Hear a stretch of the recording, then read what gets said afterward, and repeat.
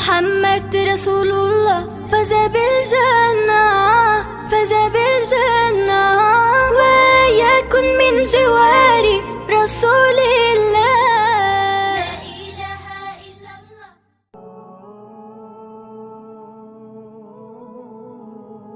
سب سے حسین 42 سال کی عمر جوانی، اس کی میت کو قبر کے قریب کیا گیا تو ہلنے لگا تو اس کے بیٹوں نے کہا ہمارے ابا زندہ ہیں، وہ سختہ ہو گیا ہے، زندہ ہیں۔ عمر بن عبدالعزیز رضی اللہ رحمت اللہ علیہ فرمانے لگے ارے بھتیجو زندہ نہیں ہے، قبر کا عذاب جلدی شروع ہو گیا ہے، بل عجل اللہ بالعقوبہ، چھپاؤ جلدی چھپاؤ۔ عمر بن عبدالعزیز جس تخت پر بیٹھے اس پر سلیمان تھا، اس پر ولید تھا، اس پر عبد الملک تھا، ان تینوں نے اپنے من کو راضی کیا، عمر بن عبدالعزیز نے اپنے رب کو راضی کیا۔ جب عمر بن عبدالعزیز کا وقت آیا مرنے کا تو انہوں نے بلایا رجا بن حیوہ سے، فرمایا کہ میں نے عبد الملک بن مروان چاچا بھی تھے سسر بھی تھے، ان کی بیٹی فاطمہ سے شادی ہوئی تھی، میں نے اس کو قبر میں اتارا، کفن کی گرہ کھول کے دیکھا تو اس کا چہرہ قبلے سے ہٹ چکا تھا، رنگ کالا سیاہ پڑ چکا تھا۔ عبد الملک بن مروان گورا چٹا تھا، یہ جگہ سرخ تھی، کالا۔ پھر میں نے ولید کو قبر میں اتارا، اس کا بیٹا 10 سال حکومت کی، اس نے 21 سال حکومت کی، اس نے 10 سال کی، ولید بن عبد الملک۔ میں نے اس کے کفن کی گرہ کو کھول کے دیکھا تو اس کا رنگ سیاہ ہو چکا تھا اور قبلہ کی طرف سے چہرہ پھر چکا تھا۔ پھر اس سلیمان کا واقعہ تو ابھی سنایا، پھر اس سلیمان کو قبر میں اتارا اور اس کے کفن کی گرہ کو کھول کے دیکھا تو اس کا چہرہ قبلے سے ہٹ چکا تھا۔ اب میں جا رہا ہوں، مجھے دیکھنا۔ پہلے تینوں نے حکومت کی پوجا کی اور عمر بن عبدالعزیز نے اپنے اللہ کی پوجا کی۔ انہوں نے ایک بڑا عجیب خطبہ دیا جب خلیفہ بنے، اے لوگو بچپن میں شعر و شاعری کا شوق تھا تو میں شاعر بنا، تھوڑا سا اٹھان ہوئی تو علم کا شوق لگا، میں نے علم حاصل کیا، جوان ہوا تو فاطمہ بنت عبد الملک سے عشق ہوا، میں نے اس سے شادی کی، اب اللہ نے مجھے حکومت دے دی ہے، اب تم دیکھو کہ میں اس سے اپنے اللہ کو راضی کروں گا۔ ہمارے حکمران تو ووٹ سے آتے ہیں اور چلے جاتے ہیں 4-5 سال کے بعد، ان کی وراثت میں حکومت آ رہی ہے اور 3 بر اعظم پر حکومت ہے اور ایسا روب و دبدبہ ہے بنو امیہ کا، کوئی ان کے سامنے سر نہیں اٹھا سکتا، اور یہ بندہ 2 سال 2 مہینے 3 بر اعظم میں زکوٰۃ لینے والا کوئی نہ بچا، 3 بر اعظم میں سوال کرنے والا کوئی نہ بچا، 3 بر اعظم میں ظالم کوئی نہ بچا، 3 بر اعظم میں مظلوم کوئی نہ بچا، لیکن خود کیسا رہا؟ گھر آئے، فاطمہ بڑے اچھے دن گزرے ہیں، اب امتحان ہے، میں تیرا حق نہیں ادا کر سکوں گا، طلاق لینی ہے میں حاضر ہوں، ساتھ دینا ہے تو میرے اپنے حق معاف کرو، اپنے حق معاف کرو۔ فاطمہ جیسی عورت انسانی تاریخ میں کوئی نہیں آئی، سیاسی لحاظ سے، سیاسی، دادا مروان بادشاہ، باپ عبد الملک بادشاہ، بھائی ولید بادشاہ، دوسرا بھائی سلیمان بادشاہ، تیسرا بھائی ہشام بادشاہ، چوتھا بھائی یزید بادشاہ اور اپنا خامن بادشاہ، 7 نسبتوں سے یہ عورت شہزادی ہے۔ کائنات انسانی تاریخ میں اتنی بڑی عورت کوئی نہیں آئی، سیاسی۔ فاطمہ کہنے لگی عمر میں نے سکھ کے دن تیرے ساتھ گزارے ہیں، دکھ میں تجھے چھوڑ کے نہیں جاؤں گی، جاؤ میں نے اپنے سارے حق معاف کیے۔ پھر حضرت عمر بن عبدالعزیز کی راتیں اور دن کیسے گزرے؟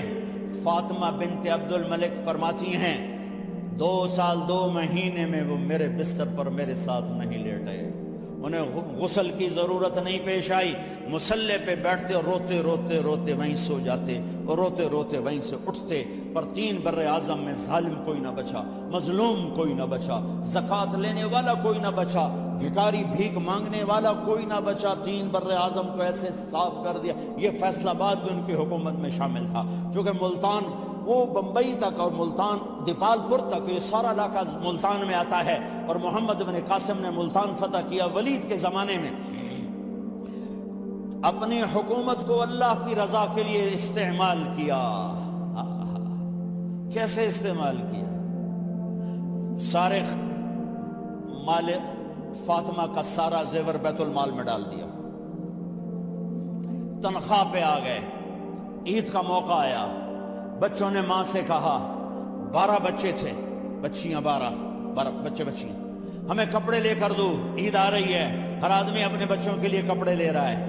ہمارے بچے بھی کہہ رہے ہیں کپڑے لیں، جاؤ بھائی لو۔ فاطمہ کے پاس عمر 3 بر اعظم کے بادشاہ کے بچے آ رہے ہیں، ماں جی عید آ رہی، کپڑے تو لے دیں، ابا سے کہیں کہ ابا سے بات کرتی ہوں۔ ابا تشریف لائے، خزانے لبالب بھرے ہوئے ہیں گندم کے ڈھیر کی طرح، کہ امیر المومنین بچے کپڑے مانگ رہے ہیں۔ فاطمہ میرے پاس تو پیسے نہیں، میں کہاں سے کپڑے لے کر دوں، میرے پاس تو پیسے کوئی۔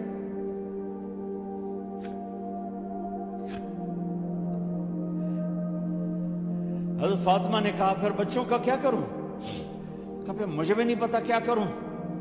اس کے پہلے 3 حکمرانوں نے لوٹ مار کے بازار گرم کیے، ظلم و ستم کے پہاڑ توڑے، اور آج اسی خزانے پہ ایک شخص بیٹھا ہے جو اللہ کو راضی کرنے کے جھنڈے گاڑ رہا ہے۔ تو فاطمہ نے کہا آپ ایسا کریں، اگلے مہینے کی تنخواہ ایڈوانس لے لیں، اس سے میں اپنے بچوں کو کپڑے لے دیتی ہوں، اور گھر کا خرچہ میں مزدوری کر کے گھر کی روٹی چلا لوں گی۔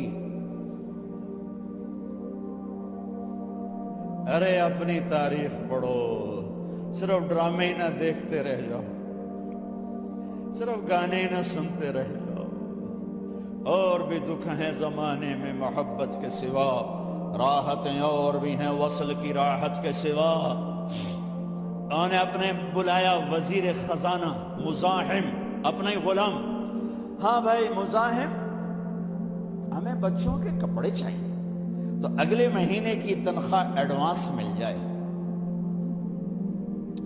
وہ کہنے لگے امیر المومنین آپ مجھے لکھ کر دے دیں کہ آپ 1 مہینہ زندہ رہیں گے، میں آپ کو تنخواہ دے دیتا ہوں۔ عمر بن عبدالعزیز سر جھکایا، اٹھے، گھر گئے، فاطمہ میرے بچوں سے کہہ دو کہ تمہارا باپ کپڑے لے کے نہیں دے سکتا۔ اپنی تاریخ تو دیکھو،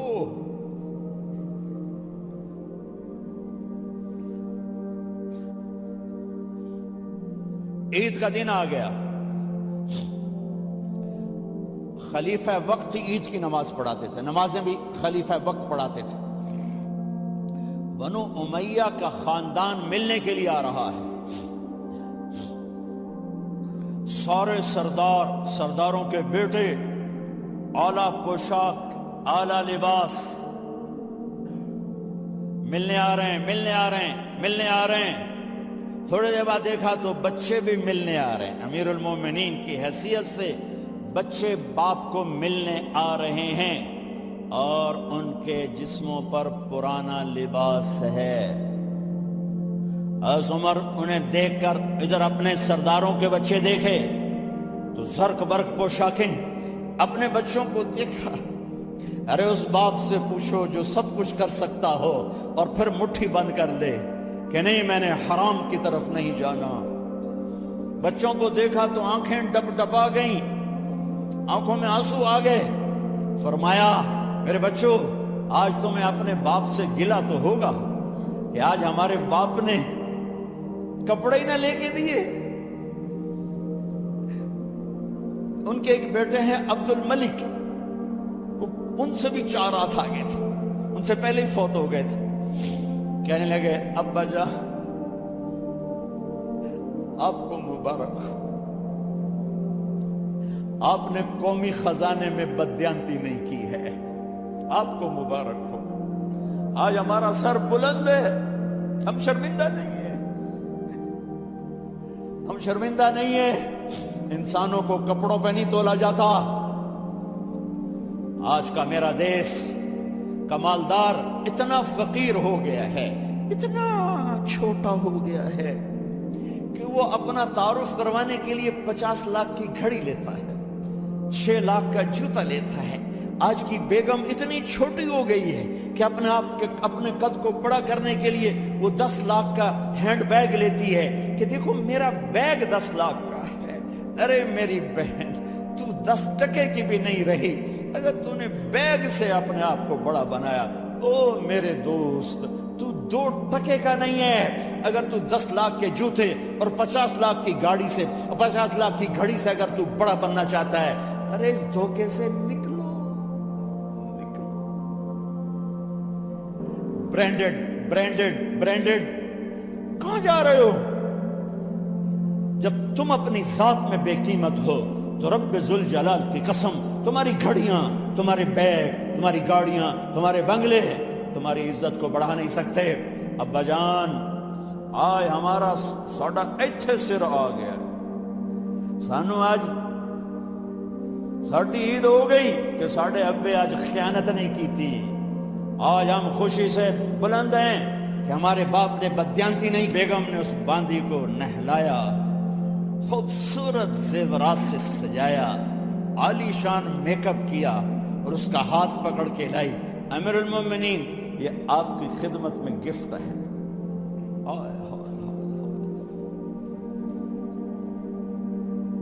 اس کو یوں دیکھا، فرمایا کہاں سے آئی تھی؟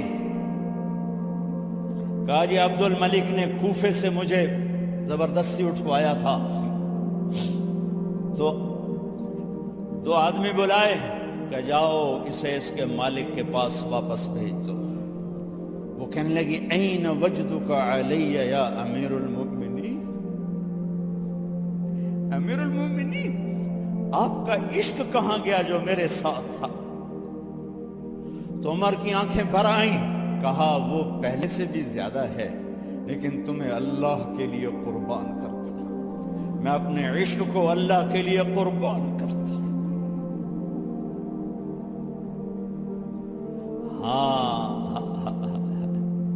اب اللہ نے صلہ کیا دیا؟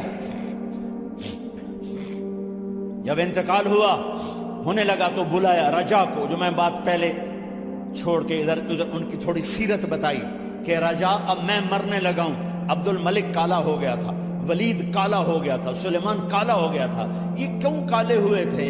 یہ بے نمازی نہیں تھے، بدکاری نہیں کرتے تھے، کسی کی طرف ان کی میلی آنکھ نہیں اٹھی کبھی۔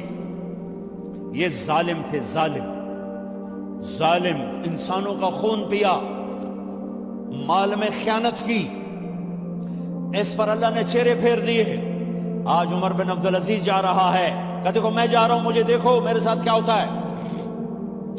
ان کا انتقال ہوا، ان کی میت قبر کے کنارے رکھی گئی اور اب نیچے اتارنا ہے۔ سلیمان کی میت کو اتارنے لگے تو ہلنے لگا اور عذاب قبر پہلے شروع ہو گیا۔ عمر کی میت کو جب قبر کے قریب کیا گیا، ایسے ہوا کا جھونکا آیا، ایک پرچہ ایسے لہراتا ہوا یوں آیا، یوں آیا، یوں آیا اور عمر کے سینے پر گر گیا۔ لوگ کٹھے ہو گئے، پرچے کو کھول کے دیکھا گیا تو اس پہ لکھا تھا بسم اللہ الرحمن الرحیم، براءۃ من اللہ لعمر بن عبد العزیز من النار۔ یہ پروانہ ہے اللہ کی طرف سے اس کے بندے عمر کے لیے کہ اسے جہنم سے نجات کی خوشخبری سنا دی جائے۔ آہا، مرنا ہو تو یوں مرو، اللہ ایسی موت دے دے۔ کہتے ہیں میں نے ان کو قبر میں اتارا، جب قبر میں اتارا تو کیا دیکھا؟ میں نے کفن کی گرہ کھولی تو چہرہ قبلے کی طرف فٹ اور یوں لگا جیسے 14ویں رات کا چاند قبر میں اتر آیا ہو۔ میرے بھائیوں بہنوں، اپنے اللہ سے صلح کر لو، اپنے اللہ سے صلح کر لو، اس کے محبوب مصطفیٰ صلی اللہ علیہ وسلم کی غلامی میں آ جاؤ، آ جاؤ، آ جاؤ۔ یہی ایک راستہ نجات کا ہے، یہی ایک راستہ اللہ تک پہنچانے والا ہے۔ اور آخری بات کرتا ہوں، ہے اس دیش کی نفرتوں نے اسے آگ لگا دی ہے۔ آپس کی نفرتیں مٹا دو، آپس کی نفرتیں مٹا دو، آپس کی نفرتیں مٹا دو۔ محبت دو، محبت دو، محبت دو، محبت دو۔ معاف کرنا سیکھو، درگزر کرنا سیکھو۔ اس معاشرے کو آگ لگ چکی ہے، غیبت، مذہب کے نام پہ نفرت، سیاست کے نام پہ نفرت، قومیت کے نام پر نفرت، صوبوں کے نام کی نفرت، ایک صف میں بیٹھ کے نفرت، ایک صف میں کھڑے ہو کر دل نفرتوں سے بھرے پڑے ہیں، بغض سے بھرے پڑے ہیں، دل گٹر بن چکے ہیں۔ جس دل میں نفرت کے جذبے ہوں اس دل پر اللہ کی نظر نہیں پڑتی، جس دل میں بغض کے گٹر کھلے ہوں اس پر اللہ کی محبت کی نظر نہیں پڑتی۔ میرے بھائی بہنوں، یہ میں آخری بات کر رہا ہوں، سوئی 12 بجے تک جا رہی ہے، شب قدر ہے، کچھ الگ بیٹھ کر بھی اپنے اللہ کو یاد کر لو، کوئی اس کے سامنے رو دھو لو، معافیاں مانگ لو۔ تو میں اس لیے 12 بجے تک بات ختم کرنا چاہتا ہوں، آخری بات کر رہا ہوں، آپس کی محبتیں پروان چڑھاؤ، آپس کی نفرتوں کو ختم کرو، آپس کی لڑائیوں کو ختم کرو، ایک دوسرے کو معاف کرنے کی عادت ڈالو، ایک دوسرے کو درگزر کرنے کی عادت ڈالو، غیبت چھوڑ دو، نفرت چھوڑ دو، حسد چھوڑ دو، بغض چھوڑ دو۔ اپنے آپ کو دیکھنا شروع کرو، اوروں کو نہ دیکھو، اوروں کو نہ دیکھو، اوروں کو نہ دیکھو۔ اپنے من میں ڈوب کر پا جا سراغ زندگی۔ اپنی کمیاں دیکھو، وہ کیا کرتا ہے، وہ کیا کرتا ہے، وہ کیا کرتی ہے، وہ کیا کرتی ہے، اس سے اندھے بن جاؤ، بہرے بن جاؤ، کسی کی برائی نہ سنو، کسی برائی نہ کرو، تمہارے گھر جنت بن جائیں گے، تمہارے گھر جنت بن جائیں گے، تمہارے گھر جنت بن جائیں گے۔ ہمارے گھروں میں تباہی بربادی ہے، نفرت، ماں باپ میں آپس میں نفرت، میاں بیوی میں نفرت، سگے بھائیوں میں نفرت، کبھی مذہب کے نام پر، کبھی رشتوں ناتوں کے نام پر، کبھی تجارت کاروبار کے نام پر۔ بھائیو، محبتوں کو رواج دو، محبتوں کو رواج دو، محبتوں کو پھیلانے والے بنو۔ میرے نبی پاک صلی اللہ تعالی علیہ وسلم نے فرمایا، اسلام کا سب سے مضبوط عمل بتاؤ کیا ہے؟ صحابہ نے کہا جی نماز ہے۔ آپ نے کہا نہیں، نماز نہیں ہے، نماز اچھی چیز ہے، سب سے مضبوط عمل نہیں ہے۔ صحابہ نے عرض کی جہاد ہے۔ آپ نے کہا جہاد بھی اچھی چیز ہے، سب سے مضبوط نہیں۔ صحابہ نے عرض کیا روزہ۔ آپ نے کہا روزہ بھی اچھی چیز ہے پر سب سے مضبوط عمل نہیں۔ صحابہ نے عرض کیا حج۔ آپ نے فرمایا حج بھی بہت بڑا عمل ہے پر سب سے مضبوط عمل نہیں۔ ایعر الاسلام اوثق۔ اب سنو، الفاظ سنو، اسلام کا سب سے مضبوط عمل بتاؤ۔ قالوا الصلاة قال وحسن وما هي بها، قالوا الجهاد قال وحسن وما هو به، قالوا الصيام قال وحسن وما هو به، قالوا الحج قال حسن وما هو به، قالوا اللہ ورسولہ اعلم۔ ہاں نماز نہیں، جہاد نہیں، روزہ نہیں، حج نہیں، اچھا تو کیا ہے؟ پھر کیا ہے؟ تو آپ نے کہا ان اوثق اور الاسلام الحب للہ والبغض للہ۔ اسلام کا سب سے مضبوط عمل آپس میں اللہ کے لیے محبت کرنا ہے، اللہ کے لیے محبت کرنا ہے، اللہ کے لیے محبت کرنا ہے، اور اللہ کے لیے بغض رکھنا ہے۔ اللہ کے لیے بغض کا کیا مطلب ہے؟ برے سے نفرت نہ ہو، برائی سے نفرت ہو۔ ایک واقعہ سناتا ہوں جس سے بغض للہ کی مثال شاید 14 صدی میں ایسی مثال ہوں گی تاریخ نے جنہیں محفوظ کیا ان میں اتنی بڑی مثال میری نظروں سے آج تک نہیں گزری. البغض للہ.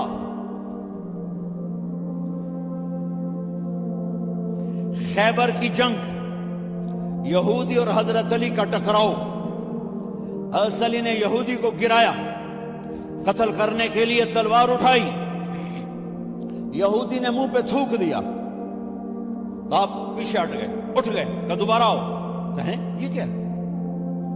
ارے میں نے تو منہ پہ تھوک دیا غصے میں، چلو جلدی ختم کرے مجھے، تو مجھے کیوں چھوڑ کے پیچھے ہٹ گئے؟ تو سنو، تیرا میرا ذاتی کوئی جھگڑا نہیں، میں تمہیں اللہ کے لیے قتل کر رہا تھا، میں اللہ کے لیے تمہارے ساتھ لڑ رہا تھا. جب تم نے میرے منہ پہ تھوکا تو مجھے غصہ آ گیا، ذاتی غصہ. اب کہیں یہ تلوار میرے غصے کی وجہ سے نہ چل جاتی، اس لیے میں پیچھے ہٹ گیا. آؤ دوبارہ لڑیں گے. انہوں نے کہا مجھے کلمہ پڑھا، میں نہیں لڑتا. محمد رسول اللہ فاز بالجنة فاز بالجنة ويكن من جواري